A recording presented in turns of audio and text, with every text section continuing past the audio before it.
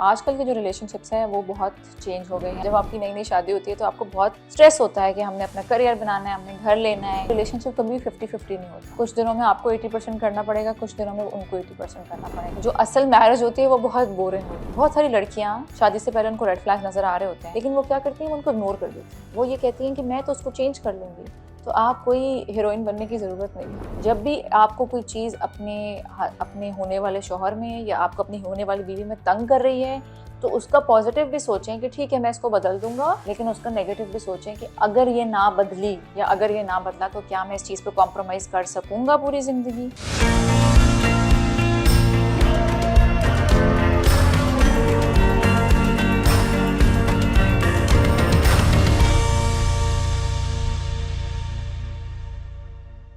Hello and Assalamu alaikum. Welcome back to my YouTube channel. If you're new here, my name is Iram Rahman and we talk about a lot of things. हम relationships पे बात करते हैं, parenting पे बात करते हैं, motherhood पे बात करते हैं, personal growth पे बात करते हैं, productivity पे बात करते हैं, motivation पे बात करते हैं। आज मैं बात करूंगी relationship के हवाले से।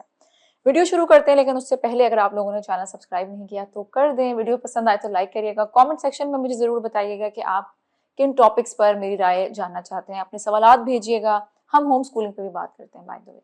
सो लेट्स गेट स्टार्ट। सो पिछले एक हफ्ते में मैंने 3 पॉडकास्ट रिकॉर्ड किए हैं as a guest and there were so many questions about relationships. तो मुझे ये रियलाइज़ हुआ कि मैंने खुद अपने यूट्यूब पर काफ़ी अरसे से कोई एपिसोड नहीं किया on relationship. Before we recorded our season 1 chai chat with Iram Rahman का, उससे पहले मैंने एक सोलो एपिसोड किया था, 2 सोलो एपिसोड रिकॉर्ड की थी जिसका नाम था शादी talk.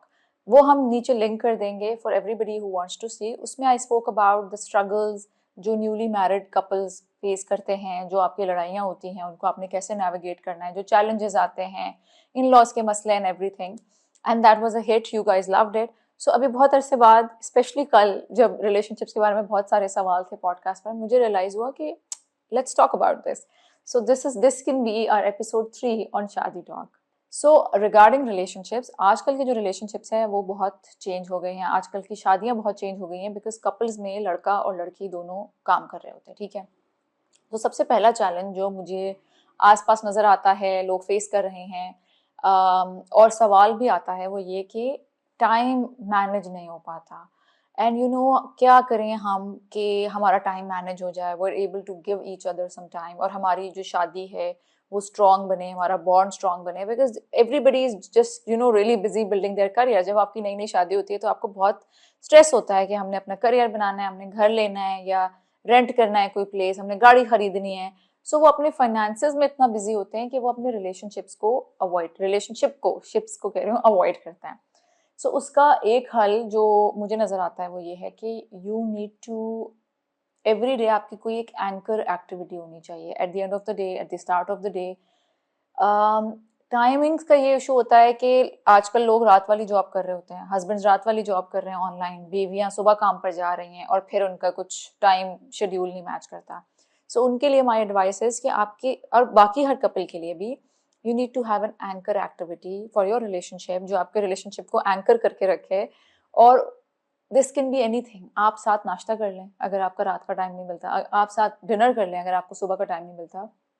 And that activity needs to be between you and your spouse. उसमें आपके बच्चे ना इन्वॉल्व हो, उसमें आपका टीवी ना इन्वॉल्व हो, उसमें आपका फ़ोन ना इन्वॉल्व हो। एंड यू विल सी कि वक्त के साथ साथ वो एक एक्टिविटी आपका रिलेशनशिप में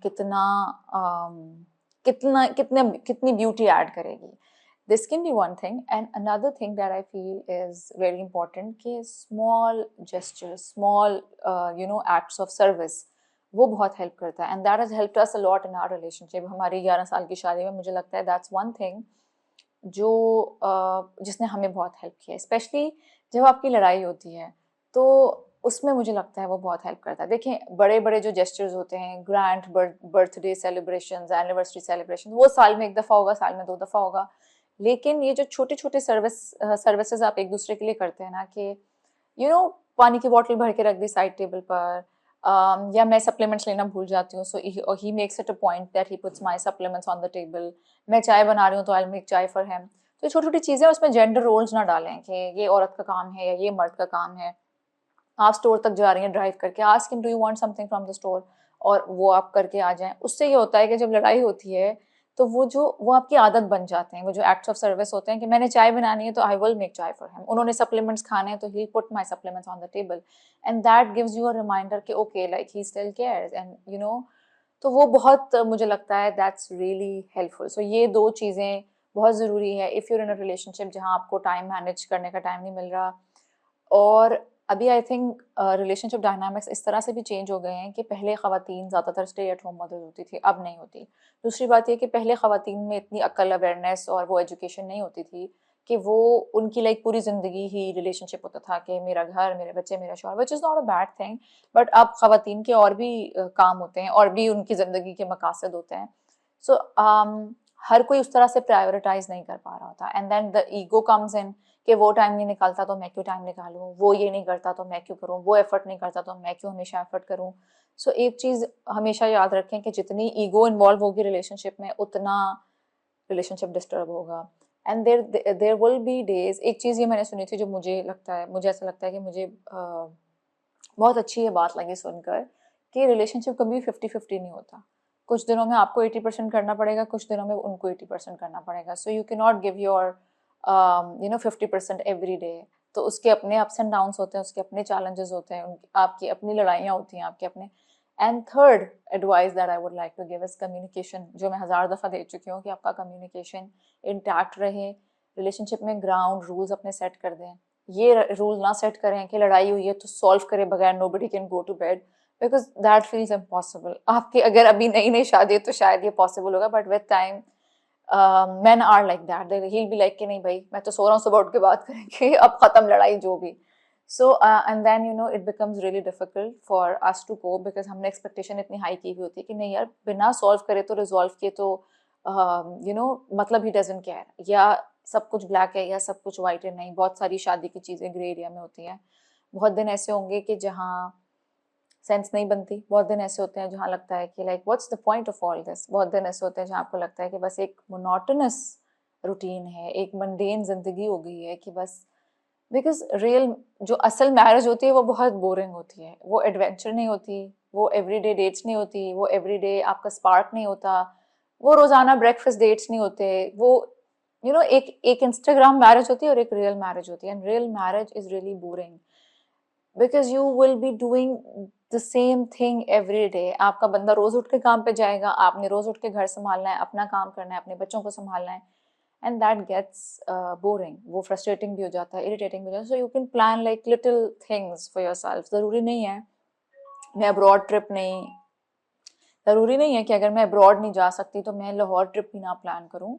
अपने फाइनेंसेस देख के, अपना टाइम देख कर छोटे छोटे गेट अवेज प्लान कर लें, मरी चले जाएं, लाहौर चले जाएं।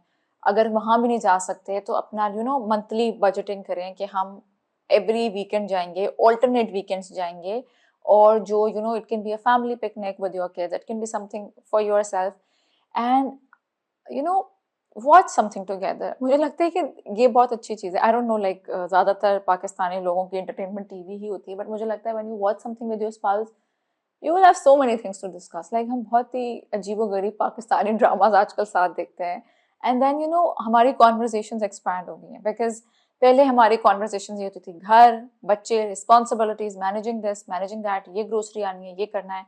सो आपकी मोनोटोनस सी जिंदगी हो जाती है, but when you are watching drama तो एक और टॉपिक ऐड हो जाता है, and you know you look forward to it, you look forward to that activity, जो मैंने कहा ना एक एंकर एक्टिविटी है। For us it's you know our chai time, it's our TV time. हम बच्चों की सारी टास्क वगैरह जो उनकी एक्टिविटीज़ होती है एक्स्ट्रा करिकुलर के बाद, वो तो first we gather, we send our kids to the toy room, और हम वी वॉच समथिंग टुगेदर, कोई सीजन देख लेंगे, कोई ड्रामा देख लेंगे।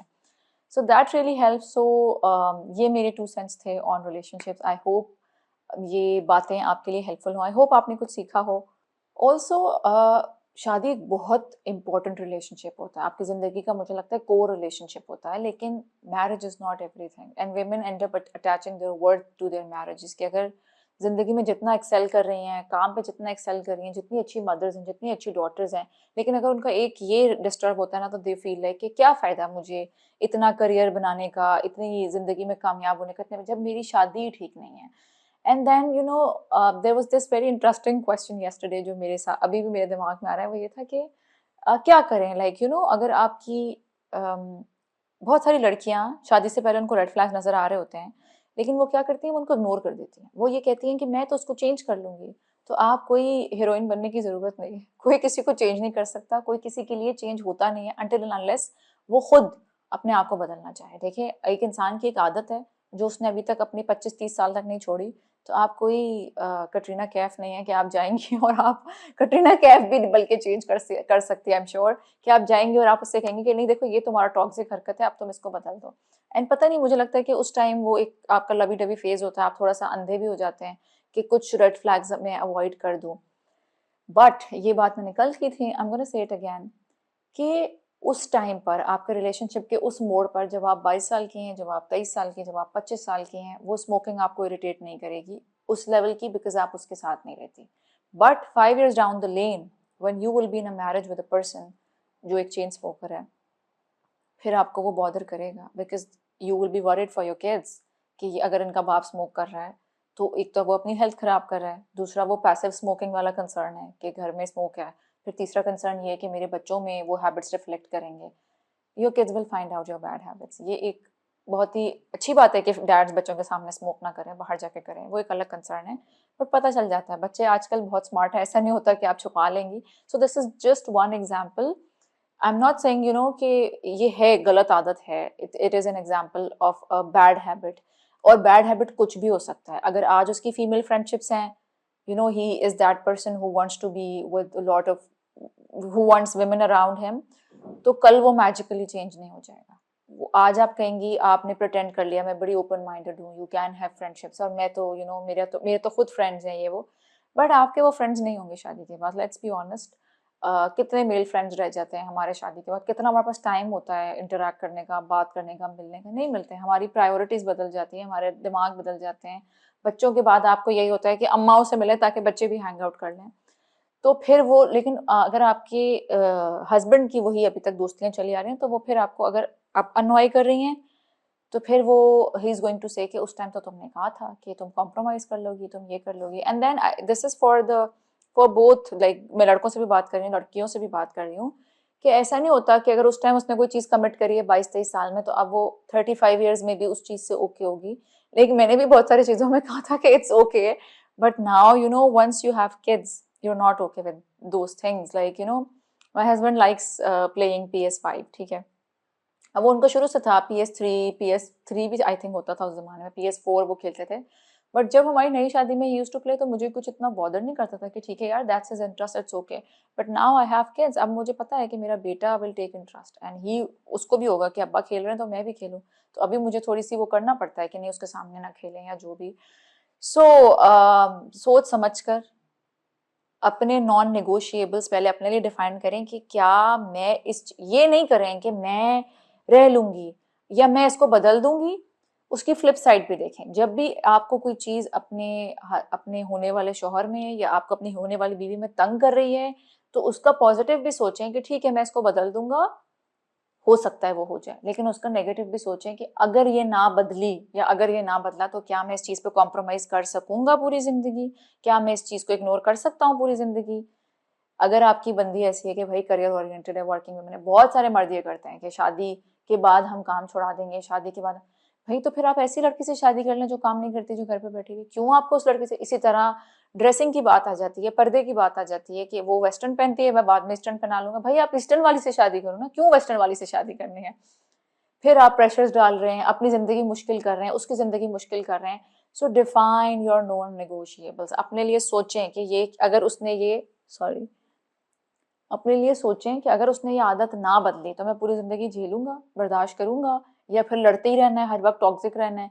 सो ये बहुत जरूरी है। और देखिए, ग्रीन फ्लैग्स और रेड फ्लैग्स इतने ट्रेंडिंग है आजकल, हर वक्त इंस्टाग्राम पे यही चल रहा होता है, that's a green flag, that's a red flag. मुझे लगता है कि हर इंसान is a combination of good habits and bad habits, and हर इंसान is a combination of red flags and green flags। मैं नहीं कहती कि मेरी जिंदगी में मैं जो हूँ, मैं बड़ी कोई ग्रीन फ्लैग हूँ बिकॉज मैं ये 3 चीजें ठीक करती हूँ। आई एम श्योर मैं बहुत 2-3 चीजें टॉक्सिक भी करती होंगी। I am sure there are days when I am not able to be a green flag, and same goes for your spouse as well। तो इतना इंस्पायर नहीं होना इन चीज़ों से, रियलिस्टिक रहना है, रियलिस्टिक सोचना है। ऑल्सो वन थिंग, मैंने इस पे बात की थी बहुत डिटेल में in the first 2 videos of our shaadi talk, this is our 3rd episode, so I want to talk about this one thing again, expectations जो है ना वो अपनी फैंटेसी में नहीं रहना। शादी इज़ नॉट समथिंग जो आप टीवी में देखते हैं, ड्रामे में देखते हैं, इंस्टा पे देखते हैं। शादी वो है जो आप आस-पास लोगों की देखते हैं। और फिर मुझे ऐसा लगता था इन लोगों की शादियाँ बोरिंग हैं बिकॉज़ इनकी तो लव मैरिज नहीं हुई थी, बिकॉज़ ये तो एक-दूसरे में इंटरेस्टेड नहीं थे, बिकॉज़ ये तो कज़िन्स मैरिजेज़ हैं, बिकॉज़ ये तो इस टाइप पे शादी, इनके तो फाइनेंशियल प्रॉब्लम है या इनको, हर शादी ऐसी ही है, हर शादी बोरिंग ही है। But again, marriage is the most कह रही हूँ, marriage is the most beautiful relationship you can have, and vice versa, it is the worst thing that can happen to you. ठीक है, तो जितना टाइम और मेहनत अपने करियर पे लगा रहे हैं, अपनी बाकी कामों पे लगा रहे हैं, अपने रिलेशनशिप को साथ साथ लेके चलें। कहते हैं ना, ये अगेन मैंने ये, अब पता नहीं वो लोग भी ये क्लिप्स लगा देंगे तो सेम ही वीडियो लगेगी, बट एक पौधे को आपने ना जिस तरह टेक केयर करनी होती है कि पानी भी देना है, सनलाइट में भी रखना है, जलने से भी बचाना है, so treat it like a plant जिसकी आपने डेली केयर करनी है। ऐसे नहीं करना कि अभी हम जिंदगी के उस फेज में है कि जहाँ हमारे पास एक दूसरे के लिए टाइम नहीं है क्योंकि हम करियर बना रहे हैं, आपको पता भी नहीं चलेगा कि आपका कनेक्शन कब खत्म होता होता होता इतना खत्म हो जाएगा कि it will be difficult for you to talk to your spouse. I have seen those cases कि जहाँ लोगों की ज़िंदगी में यही हुआ कि टाइम चेंजेस आए और सब कुछ लॉन्ग डिस्टेंस रिलेशनशिप था और वो होते होते ख़त्म हो जाता है because then you lose the charm, then you like you know it will be too late. So daily this is something, आपकी मंगनी, आपकी शादी ऐसी चीज़ है जहाँ आपने डेली अपना टाइम इन्वेस्ट करना है, इसको प्रायोरिटाइज करना है। आपके सब रिश्ते आगे पीछे हो जाते हैं और ये रिश्ता आपके साथ रहता है। बट इसका मतलब ये नहीं है कि आप अपनी टॉक्सिक मैरिजेस में कॉम्प्रोमाइज़ करते रहें, आप वो डोमेस्टिक अब्यूज़, आप वो इमोशनल अब्यूज़, आप वो मेंटल अब्यूज़ बर्दाश्त करती रहें। कि शादी तो एक बहुत इंपॉर्टेंट रिलेशनशिप है। सब्र और बर्दाश्त का मतलब ये नहीं होता कि हम गलत बातों पे सब्र करें। सब्र और बर्दाश्त का मतलब ये नहीं होता, दीन ने हमें बिल्कुल नहीं कहा कि आपका हस्बैंड आपको मार रहा है, गालियाँ दे रहा है, आपके बच्चों के सामने आपको ज़लील कर रहा है और आप उसको कॉम्प्रोमाइज़ करें और कहें कि मैं तो सब्र कर रही हूँ। सो दीन पढ़ें और सीखें कि कहाँ सब्र करना है, कहाँ सब्र नहीं करना। B sensible. अगर अगर आप उन बच्चों के लिए उस शादी में हैं, अगर आप उन बच्चों की वजह से कॉम्प्रोमाइज़ कर रही हैं, तो वो बच्चे ही सफ़र करेंगे। This is not good for your kids कि वो देखें कि आपका शौहर आपको इंसल्ट कर रहा है। This is not for your kids कि वो देखें कि आपको मार पड़ रही है, आपको गालियाँ पड़ रही हैं। you're going to create like they are going to create worse marriages क्योंकि वो हमसे सीख रहे होते हैं। So try to be a good role model, try to work on your relationships, try to improve your relationships. Marriage is constant work. मुझे रोज़ कोई ना कोई बात मैं नोट डाउन कर रही होती हूँ कि यार बच्चों के सामने इस चीज़ पे केयरफुल होना है, ये कॉन्वर्सेशन भी नहीं करनी, मेड से ऐसे इंटरेक्ट करना है। So once you have kids, मुझे लगता है कि वो 100 टाइम्स ज़्यादा वर्क हो जाता है। And then you have your bad days also. आप नहीं माइंडफुल होना चाहते कि यार बच्चा बैकग्राउंड में है तो वही दिन सबसे मुश्किल हैं, लेकिन उन्हीं दिनों में आपने माइंडफुल रहना है कि यार मेरा बच्चा दिख रहा है। और ट्राई टू बी, मतलब उनके लिए ऐसे एग्जाम्पल सेट करें कि उनका दिल चाहे ज़िंदगी में शादी करने का। ऐसे एग्जाम्पल ना सेट करें कि वो बस समझें कि एक टॉक्सिक चीज़ है। हमारे कल्चर में ये भी बहुत चीज़ है ना कि पहले होती थी, अब तो अल्लाह का शुक्र है कि ख़त्म हो गई है। Men joking about their wives कि हमारी ज़िंदगी मुश्किल बना दी है, forwarding the jokes public places में बैठकर, इवेंट्स पे बैठकर। हमारे बचपन में ये अक्सर होता था कि बीवियों पे जोक्स कर रहे हैं, मायके चली जाओ एंड ये वो। तो like you know it was always like कि औरत मर्द के ऊपर मुसल्लत है या औरत के साथ लाइक अपनी बीवी के साथ वो रहना नहीं चाहते हैं, यू नो इस तरह करके वो जोक्स करना। अब आजकल की बीवियां तो ये बिल्कुल बर्दाश्त नहीं करती और it's changing and it's beautiful that we social media का हमेशा नेगेटिव बातें करते हैं, ये पॉजिटिव साइड भी है कि we have men who are appreciating their wives, we are men who are treating their wives right, जो इज्जत कर रहे हैं औरतों की और पब्लिकली उसको पोस्ट कर रहे हैं ताकि बाकी मर्द उनसे सीखें। So try to find a balance. मेहनत करते रहें, कोशिश करते रहें, दुआ करते रहें। Let us know in the comment section what do you think about this video. अगर कोई सवाल है तो ज़रूर पूछिएगा, हम एपिसोड 4 में कवर करेंगे उसको। बाकी दोनों एपिसोड्स हम लिंक कर देंगे। लाइक करिएगा video, subscribe to my channel and take care of your self. अल्लाह हाफ़िज़।